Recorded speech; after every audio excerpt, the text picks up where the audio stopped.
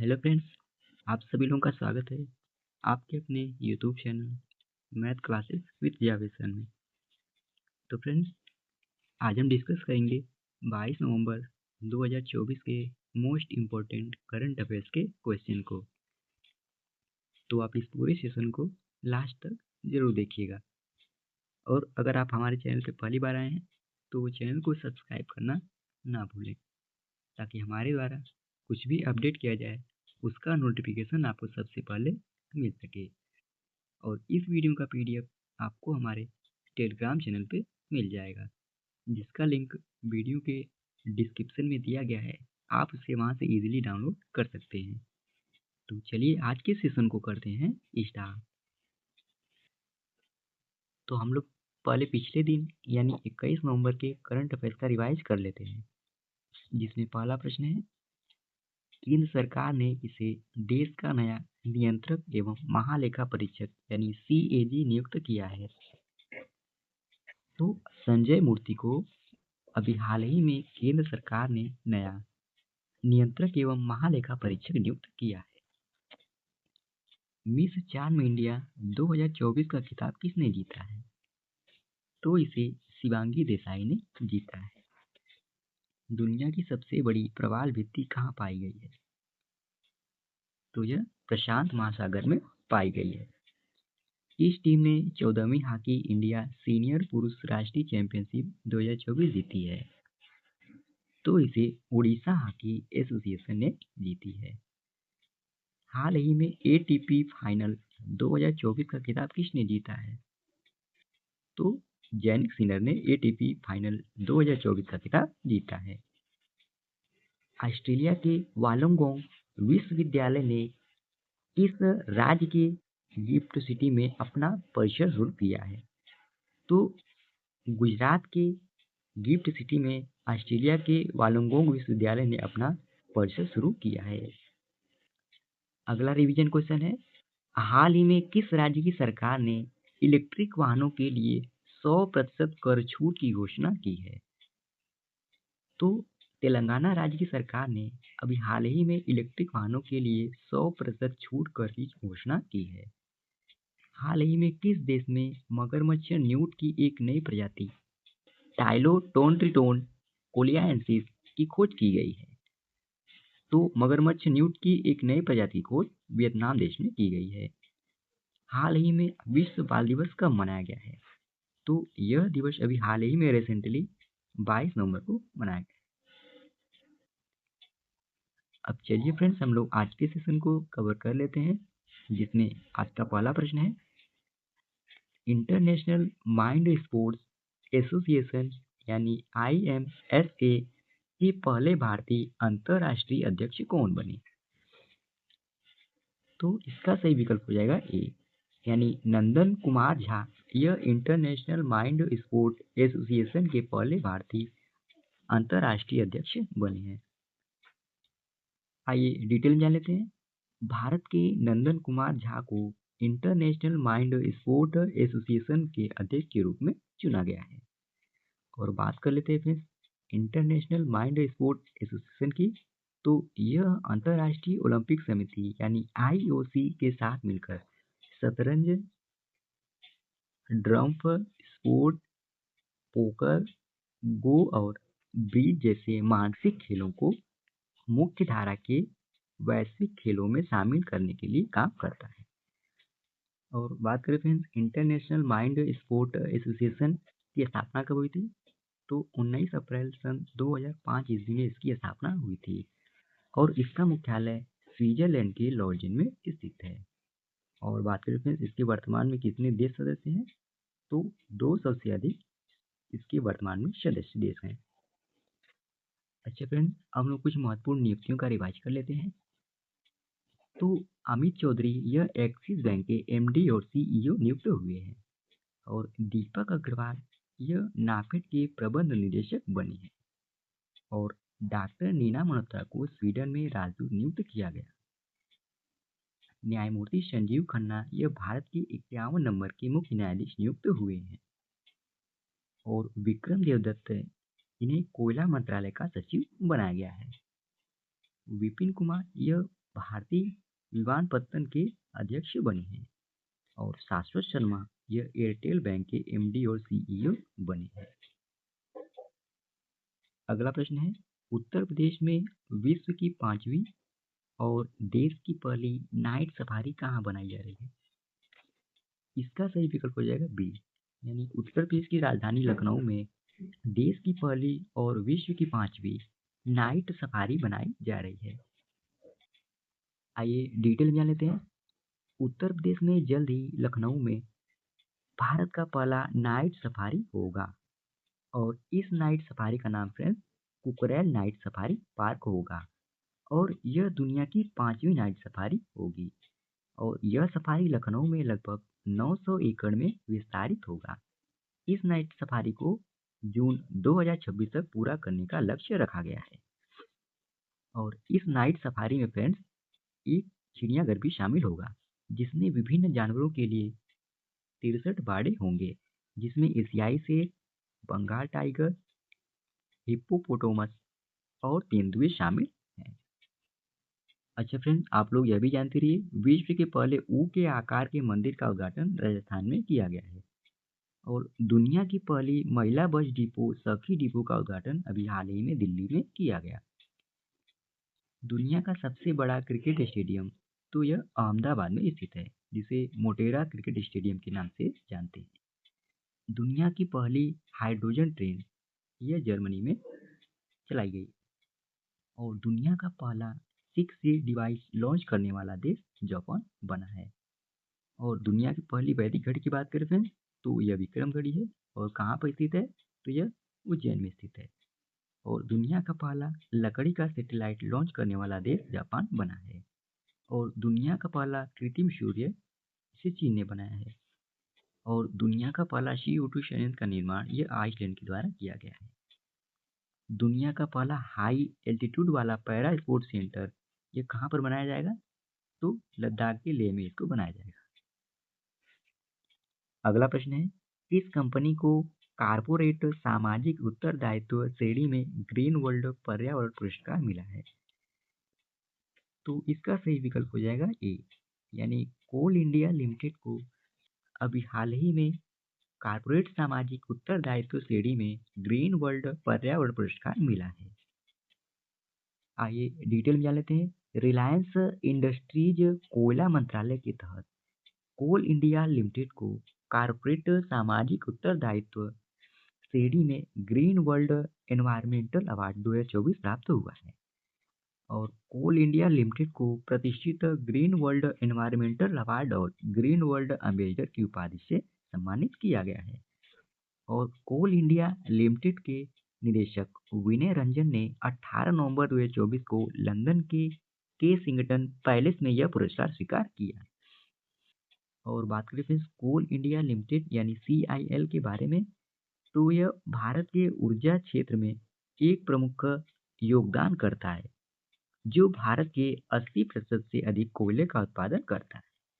और बात करें फ्रेंड्स कोल इंडिया लिमिटेड की स्थापना कब हुई थी, तो सन 1975 ईस्वी में कोल इंडिया लिमिटेड की स्थापना हुई थी और इसका मुख्यालय पश्चिम बंगाल के कोलकाता में स्थित है और इसके वर्तमान अध्यक्ष श्री PM प्रसाद हैं। अगला प्रश्न है, हाल ही में किसने जी इंटरटेनमेंट के CEO का पद संभाला है? तो इसका सही विकल्प हो जाएगा डी, यानी पुनीत गोयनका ने अभी हाल ही में जी इंटरटेनमेंट के CEO का पद संभाला है। पुनीत गोयनका ने MD के पद से इस्तीफा दे दिया है, लेकिन वह CEO के पद पर बने रहेंगे और इनके इस्तीफा देने का मुख्य उद्देश्य है पूरी तरह से परिचालन जिम्मेदारी पर ध्यान केंद्रित करना है। अब महत्वपूर्ण नियुक्तियों का रिवाज कर लेते हैं। तो संजय मूर्ति को देश का नया नियंत्रक एवं महालेखा परीक्षक यानी CAG नियुक्त किया गया। वाल्देसी उर्किजा को इंटरपोल के नए महानिदेशक के रूप में चुना गया है। अरविंद सिंह साहनी को IOCL का अध्यक्ष नियुक्त किया गया। सया विक्राम को अंतर्राष्ट्रीय हॉकी महासंघ का अध्यक्ष चुना गया और डॉक्टर जैकलिन डी आरोस को WAF का महासचिव नियुक्त किया गया। अशोक चंद्रा को PNB का MD और CEO नियुक्त किया गया। और केशव चंद्रा को एनडीएमसी का चेयरमैन नियुक्त किया गया। सुमित धर्मवर्धन को आईसीसी भ्रष्टाचार निरोधक इकाई का अध्यक्ष चुना गया है। अगला प्रश्न है, अखिल भारतीय पिकबॉल एसोसिएशन यानी एआईपीए का ब्रांड एम्बेसडर किसे नियुक्त किया गया है? तो इसका सही विकल्प हो जाएगा सी, यानी मंदिरा बेदी को अभी हाल ही में अखिल भारतीय पिकबॉल एसोसिएशन का ब्रांड एम्बेसडर नियुक्त किया गया है। आइए डिटेल में जान लेते हैं। ऑल इंडिया पिकबॉल एसोसिएशन ने अभिनेत्री और फिटनेस आइकन मंदिरा बेदी को पिकबॉल का ब्रांड एम्बेसडर घोषित किया है। और बात करें फ्रेंड्स इसका उद्देश्य क्या है, तो खेल में महिलाओं की भागीदारी बढ़ाने और पिकबॉल को लोकप्रिय बनाना इसका उद्देश्य है। और बात करें फ्रेंड्स ऑल इंडिया पिकबॉल एसोसिएशन यानी एआईपीए के वर्तमान अध्यक्ष कौन है? तो श्री अरविंद प्रभु यह ऑल इंडिया पिकबॉल एसोसिएशन के वर्तमान अध्यक्ष हैं और इसकी स्थापना सन 2008 में हुई थी और इसका मुख्यालय महाराष्ट्र की राजधानी मुंबई में स्थित है। अगला प्रश्न है, किस देश ने जनमत संग्रह में 91.8% समर्थन के साथ एक नए संविधान को मंजूरी दी है? तो इसका सही विकल्प हो जाएगा बी, यानी गाबान देश में अभी हाल ही में देश के जनमत संग्रह में 91.8% समर्थन के साथ नए संविधान को मंजूरी दी है। आइए डिटेल में जान लेते हैं। गैबान के मतदाताओं ने सैन्य शासकों द्वारा प्रस्तावित नए संविधान को 91.8% बहुमत से मंजूरी दे दी है। नए संविधान में राष्ट्रपति पद पर 2 कार्यकाल की सीमाएं तय की गई है। राष्ट्रपति की कार्यकाल की अवधि को 5 साल से बढ़ाकर 7 साल किया गया है और नए संविधान में प्रधानमंत्री का पद भी समाप्त कर दिया गया है। और गैबान में अगस्त 2023 में सैन्य अधिकारियों ने तख्ता पलट करके सत्ता पर कब्जा कर लिया था। अच्छा फ्रेंड्स, अब हम लोग गैबान देश के बारे में जान लेते हैं। तो यह पश्चिम मध्य अफ्रीका में स्थित एक देश है और गैबान की राजधानी लिब्रेविले है और यहाँ के अंतिम राष्ट्रपति ब्राइस ओलीगुई हैं और गैबान के मूल निवासी पिग्मी लोग हैं और आधिकारिक भाषा यहाँ की फ्रेंच है। अगला प्रश्न है, नवंबर 2024 में संयुक्त सैन्य अभ्यास पूर्वी प्रहार किस राज्य में आयोजित किया गया है? तो इसका सही विकल्प हो जाएगा डी, यानी अरुणाचल प्रदेश में अभी हाल ही में संयुक्त सैन्य अभ्यास पूर्वी प्रहार का आयोजन किया गया है। आइए डिटेल में जान लेते हैं। अरुणाचल प्रदेश के शी योमी जिले में नवंबर 2024 में 4 दिवसीय संयुक्त सैन्य अभ्यास पूर्वी प्रहार का आयोजन किया गया है और इसमें भारतीय सेना, वायुसेना और नौसेना शामिल थी। और बात करें फ्रेंड्स इस अभ्यास की उद्देश्य की, तो इस अभ्यास का उद्देश्य युद्ध प्रभावशीलता, अंतर सेवा समन्वय और परिचालन तत्परता में सुधार करना है। और बात करें फ्रेंड्स वायुसेना के वर्तमान अध्यक्ष कौन है? तो अमरप्रीत सिंह है। और थल सेना के वर्तमान अध्यक्ष कौन है? तो जनरल उपेंद्र द्विवेदी हैं। और नौसेना के वर्तमान अध्यक्ष कौन है? तो दिनेश कुमार त्रिपाठी यह नौसेना के वर्तमान अध्यक्ष हैं। तो बात करें फ्रेंड्स अरुणाचल प्रदेश की राजधानी कहाँ है? तो ईटानगर है। और यहाँ के वर्तमान मुख्यमंत्री कौन है? तो पेमा खांडू है। और यहाँ के वर्तमान राज्यपाल कौन है? तो कैवल्य त्रिविक्रम पटनायक यहाँ के वर्तमान राज्यपाल हैं। अच्छा फ्रेंड्स, अब हम लोग अरुणाचल प्रदेश से संबंधित कुछ महत्वपूर्ण करंट अफेयर्स का रिवाइज कर लेते हैं। तो अभी हाल ही में 9वें पक्के पागा हार्नबिल महोत्सव का आयोजन अरुणाचल प्रदेश में किया गया। रक्षा मंत्री राजनाथ सिंह ने नेचीपुर सुरंग का उद्घाटन अभी हाल ही में किया है। अरुणाचल प्रदेश के तवांग के एक पर्वत चोटी का नाम दलाई लामा के नाम पर रखा गया है। और के पनियोर अरुणाचल प्रदेश का 26वां जिला बन गया है और बिचोम यह अरुणाचल प्रदेश का 27वां जिला बना है। और हाल ही में 100% घरेलू नल जल कनेक्शन हासिल करने वाला पहला उत्तरी पूर्व राज्य अरुणाचल प्रदेश बना है। और ये फ्रेंड्स अरुणाचल प्रदेश राज्य का मैप। अगला प्रश्न है, महिला एशियाई हॉकी चैंपियंस ट्रॉफी 2024 का खिताब किसने जीता? तो इसका सही विकल्प हो जाएगा बी, यानी इसका खिताब अपने भारत देश ने जीता है। आइए डिटेल जान लेते हैं। भारत ने महिला एशियाई चैंपियंस ट्रॉफी जीत ली है और भारत ने बिहार के राजगीर हॉकी स्टेडियम में चीन को फाइनल में 1-0 से हराकर यह खिताब अपने नाम किया है और इस टूर्नामेंट में तीसरा स्थान जापान देश ने हासिल किया। इस प्रतियोगिता में सबसे अधिक गोल दीपिका सरावत ने किए, जिन्होंने 11 गोल टोटल किए। और बात करें फ्रेंड्स, इसका आयोजन कहाँ किया गया था? तो इसका आयोजन बिहार राज्य के राजगीर में किया गया था। और कब से कब तक किया गया था? तो 1 नवंबर से 20 नवंबर 2024 तक इसको आयोजित किया गया था। और यह कौन सा संस्करण था? तो यह 8वां संस्करण था। अगला प्रश्न है, हाल ही में विश्व टेलीविजन दिवस कब मनाया गया है? तो इसका सही विकल्प हो जाएगा ए, यानी अभी हाल ही में 21 नवंबर को विश्व टेलीविजन दिवस मनाया गया है। आइए डिटेल जान लेते हैं फिर। विश्व टेलीविजन दिवस हर साल 21 नवंबर को मनाया जाता है।